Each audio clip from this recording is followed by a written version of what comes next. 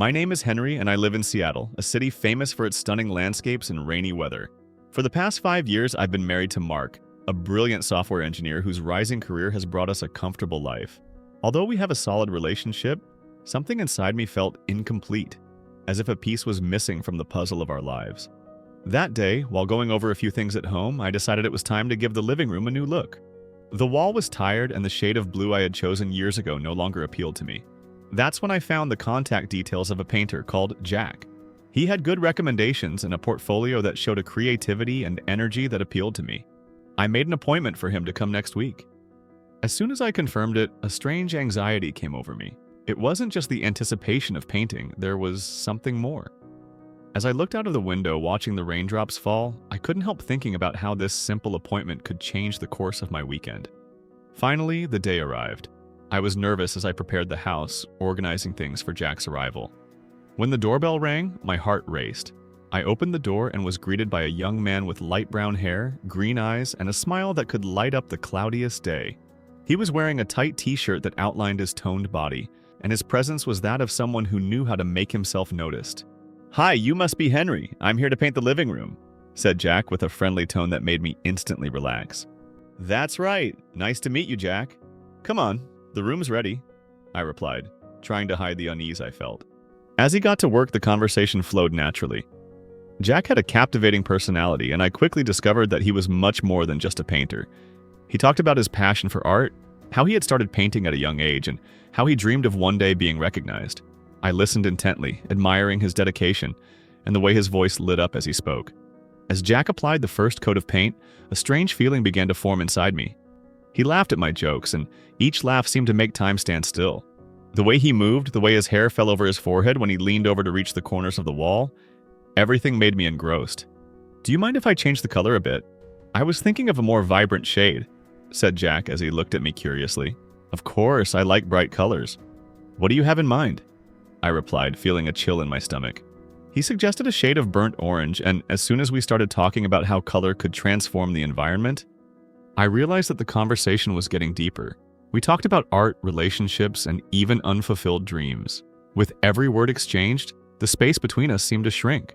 After a few hours of animated conversation, Jack asked me to help him by holding the ladder while he reached a high area of the wall.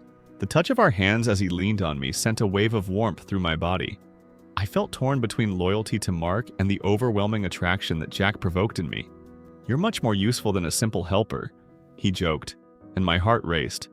I looked at him, and our gazes met for an instant that seemed eternal. The tension was palpable, and the atmosphere between us changed, as if the world outside had disappeared. When he finished painting and climbed down the ladder, I realized that he was closer than ever. Jack ran a hand through his hair, and on an impulse, I pulled him close and our lips met. The kiss was intense and unexpected, as if all my repressed feelings were released at once. It was a kiss full of desire and promise, and I knew there was no turning back. After that kiss, reality began to set in. The sun was setting and illuminating the room with a soft light. "Wow, you really have a talent for transforming spaces," I commented, trying to divert attention from what had just happened. "Stay until the end, subscribe to the channel, and don't miss a single detail." "Thank you. Painting is my way of expressing myself," Jack said with a smile that made me feel like I was the only one in the room. "But I also like to make friends along the way." "I understand. Sometimes we need a change, not just in the decor, but in our lives," I replied, the word change hanging in the air like a warning and a promise. The mood was light, but the weight of betrayal began to weigh on my conscience. Despite this, I wanted more. I wanted to know how far this could go. It wasn't just the physical attraction. There was something about Jack that captivated me. Something that made me want to explore this new path. Jack offered me a glass of water, and as he walked away, I couldn't take my eyes off him. The way he moved, the confidence he exuded, all of it aroused a desire that I couldn't ignore. When he came back, our gazes met again, and without thinking, I pulled him closer. Our kiss was like a fire burning inside me. Every touch, every thrust, was like waking up from a long sleep. He was different from Mark, and that newness was electrifying. When our mouths touched, I knew I was doing something that could change my life forever. "I'm sorry, I shouldn't have done that," Jack murmured, pulling away slightly, but I didn't want him to. Adrenaline coursed through my veins, and the thrill of betrayal mixed with excitement. "Me neither, but I can't help it," I replied, looking into his eyes, which sparkled in a way that made me feel alive.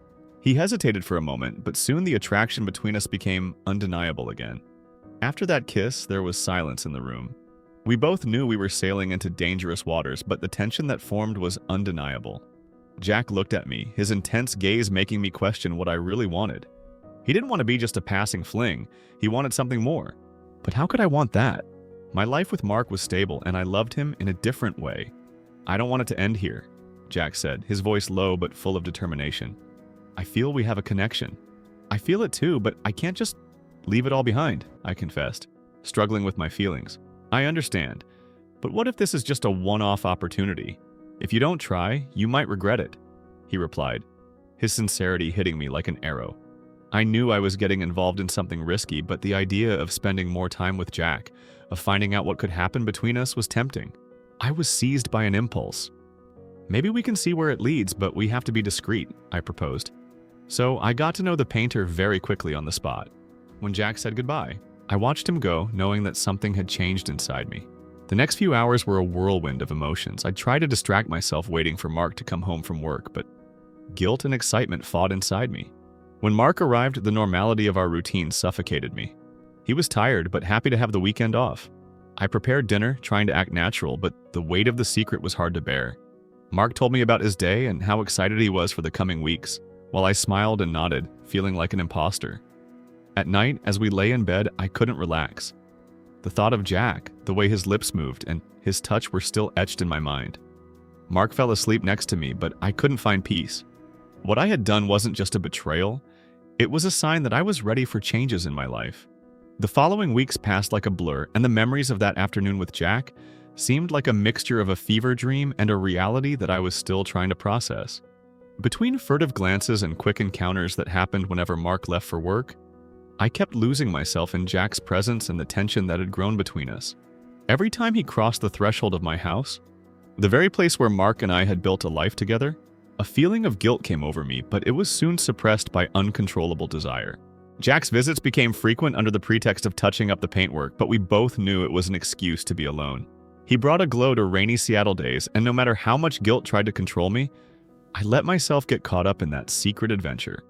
Jack was a hurricane of emotions, and his presence gave me a feeling I didn't even know I was looking for.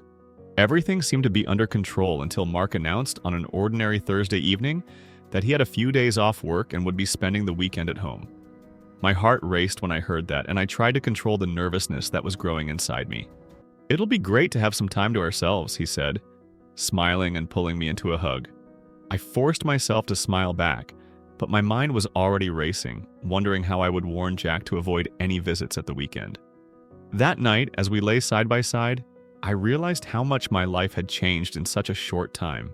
Jack's presence had stirred something deep inside me, something I had tried to repress out of loyalty to Mark. The next day, first thing in the morning, I sent Jack a quick message letting him know that I wouldn't be able to see him. He replied almost instantly in an amused tone, saying that he would be around if I changed my mind. It was the most typical response from him, carefree, lighthearted, not fazed by the risk. The days with Mark were a mixture of normality and tension. He was upbeat, as if he didn't suspect anything, and made plans for both of us. We enjoyed our time together, went out to dinner at our favorite restaurants, and took long walks through Seattle's parks, one of our favorite activities. The cool afternoon breeze and the scent of flowers made those moments even more special. We laughed, shared stories, and got lost in conversations that seemed to go on forever. The sun was slowly setting over the horizon, tinting the sky orange and pink, while our laughter echoed through the park. Everything seemed perfect, but I couldn't help the thoughts that returned to Jack and our forbidden adventure. Jack was like a mystery that I couldn't unravel. He made me more intrigued, and the feeling of being alive with him was unparalleled. His presence ignited something in me, a flame that I didn't know if I should feed. However, this emotion was accompanied by guilt, as if I were walking on a tightrope, always on the edge of a precipice. Sometimes I found myself remembering the way his eyes would shine when he looked at me, as if I were the only person in the world. That intensity made me restless. The memories of our moments together were a whirlwind of sensations, and each new memory brought back that flame that I tried to ignore. On Monday morning, Mark went back to work, and the house seemed silent and empty again. The echo of his footsteps still rang in my mind as the day dragged on. I felt a mixture of relief and longing. Routine set in, and I found myself trapped in my thoughts again.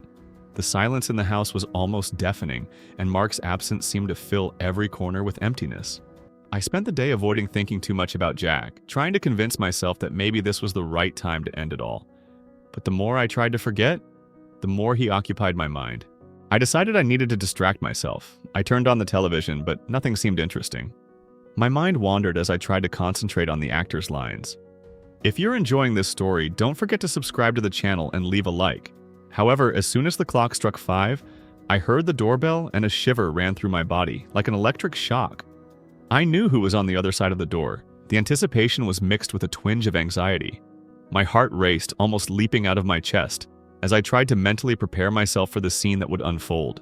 I opened the door and there was Jack, standing at a relaxed angle, a peaceful smile lighting up his face. His eyes shone in an intense, almost mesmerizing way, and that mischievous smile enveloped me like a wave of heat that warmed not only my skin, but also my insides. "Hi, I was in the neighborhood and decided to see how the painting was going," he said, entering without waiting for a reply, as if he owned the house. I sighed, feeling the weight of it all. Jack's presence always brought a mixture of excitement and guilt. On the one hand, it was a flame that lit up my days, but on the other, it was a fire about to consume everything. I looked at him, trying to concentrate on the conversation to come. We talked about trivial things like the weather and the new series that was making it big on television, as if what we had was normal. It was as if we were trying to build a wall between ourselves and reality, but a taut rope about to break. He came closer, and the smell of him, a mixture of wood and a touch of freshness, made me dizzy. Our gazes met, and for a brief moment, the trivial conversation disappeared. The silence between us became heavy, and I knew we wouldn't be able to avoid the subject for much longer. Finally, Jack broke the silence with something I dreaded. His words had the weight of a bomb about to explode. My stomach turned. I knew that he also felt this irresistible attraction, but I didn't want things to get any more complicated. "Henry, I can't go on with this without knowing where we are," Jack began, his expression serious and intense. His deep-set eyes were filled with a sincerity that hit me hard. "I like you, but I don't want to be just a distraction to your empty days." His words cut me like a knife, and the pain they caused was impossible to ignore. I knew he was right. As much as I wanted to fight it, I couldn't deny the truth. There was a difficult decision to be made. He continued to look at me, the expectation in his gaze making me feel a knot in my stomach. I was caught up in a mixture of feelings: the love for Mark, my husband, and the intense, overwhelming attraction for Jack, the painter who had come into my life like a gale. "Henry, you have to tell me what's going on. I can't stay in this uncertainty," Jack insisted, frustration mixing with his concern. He was so close I could feel his body heat, and that only complicated things further. "I like you too, Jack," I murmured, my voice almost a whisper, feeling the weight of guilt increase with every word. "But my life is complicated." The words seemed to slip out of my mouth, each loaded with a meaning I wanted to avoid. The truth was that I felt torn. Mark was my partner, the man I'd built a life with, but Jack was like a forbidden dream, someone who made my heart race in ways I'd never imagined. Every moment with him was a roller coaster of emotions, a mixture of desire and fear that made me dizzy. It's not easy for me. I never planned for this to happen, and I feel terrible for putting you in this situation. The sincerity in my tone didn't seem enough to ease the tension. Jack watched me, the expression on his face mixing anxiety and a deep desire to understand. I could feel the anguish in his voice, and that only added to my dilemma. He nodded, understanding, but the disappointment in his eyes was clear, like an open book in which I could read every one of his emotions. "I understand, but I can no longer live waiting for you to decide whether or not to be by my side. I deserve more than that." His words were simple and direct, but they echoed in my mind like a distant echo that wouldn't leave me alone. Jack was right. He didn't deserve to remain in the shadow of my indecision. I was trapped in a situation with no way out, as if I were in a dark labyrinth, where every path seemed to lead to a new crossroads. The only way forward was to make a decision, and that terrified me. The weight of responsibility fell on me, like a pressure that made me feel small and powerless. What did I really want, and why was it so hard to admit it? While I was thinking about all this, Jack approached me. His hand touched my shoulder, a gesture of affection that seemed to be loaded with meaning. His gaze conveyed one last attempt to make me see what he wanted, what he deserved. The warmth of his touch was like a ray of sunshine on a cloudy day, and I felt a wave of nostalgia run through my body. Memories of times together flashed through my mind. Laughter, whispered secrets, and promises made in the dark of night. "Maybe it's for the best," I said, trying to keep my voice steady, but the trembling betrayed my restless heart. I'm sorry, Jack. You deserve someone who can be with you without reservation, and I can't offer that right now. Every word that came out of my mouth felt like a blow, a blade that cut through more than just the air between us. The reality of what we were facing was cruel. He sighed, sad but resigned, as if he had been waiting for this moment. I understand, Henry, and I hope that one day you'll find what you're really looking for. The sadness in his voice was palpable, a melancholy melody that filled the space between us. I wanted to say that what I was really looking for was there, right in front of me, but the fear of opening up and losing what we had stopped me. Silence settled between us, a heavy silence, like a storm about to break. My hands were shaking, and I didn't know if it was because I was nervous or because I wanted to pull him close and feel the warmth of his body once again. The seconds dragged by, and I wondered if it was really what I wanted. But the truth was that doubt still consumed me. Jack, I began, but the words got stuck in my throat. What did I want to say? That I loved every part of him? That I wished everything were different? I couldn't, because the weight of the betrayal I was carrying prevented me from being completely honest. I looked into his eyes once more and saw the pain I was causing. Every beat of my heart felt like a reminder of what we were losing. Sometimes love isn't enough, Jack said, breaking the silence, as if he knew exactly what I was thinking. And it's not that I don't love you, I just can't be the only one who cares in this relationship. Those words were a hard blow, and I knew he was right. Our lives were going in different directions, and what we had had turned into a memory, a flame that was slowly burning out. Our last embrace was silent, full of unspoken goodbyes and feelings that could never be fully expressed. He wrapped his strong arms around me, and in that instant, the world seemed suspended, without sound, without anyone else. Just the two of us, and that moment, so full of everything we could never say. I felt his heart beating fast against my chest, an almost desperate beat, as if he too knew that this was the last time. I wanted to hold him there forever, but I knew that was impossible. He turned away slowly, his gaze settling on me for an instant that seemed eternal. His eyes were full of words, but he only gave a slight smile before looking away and heading for the door. His hands slipped from mine, and I felt an immediate chill, as if all my energy had been drained in that contact that was now ending. When he crossed to the door and closed it behind him, everything around me seemed to plunge into a deafening silence. The sound of the door closing echoed in my ears as a kind of end point to our story. A part of me wanted to pull him back. The moment was becoming a turning point, and I didn't know how to handle it. I looked at him as he turned away, feeling that a part of me was about to be lost forever. He was more than a lover. He was a friend, a confidant. And now he was walking away, taking everything I loved with him. I stood there, my eyes fixed on that door, feeling the weight of his absence settle inside me. It was as if something vital had been ripped away. Slowly, I let my body slide down the wall until I was sitting on the floor, my head between my hands.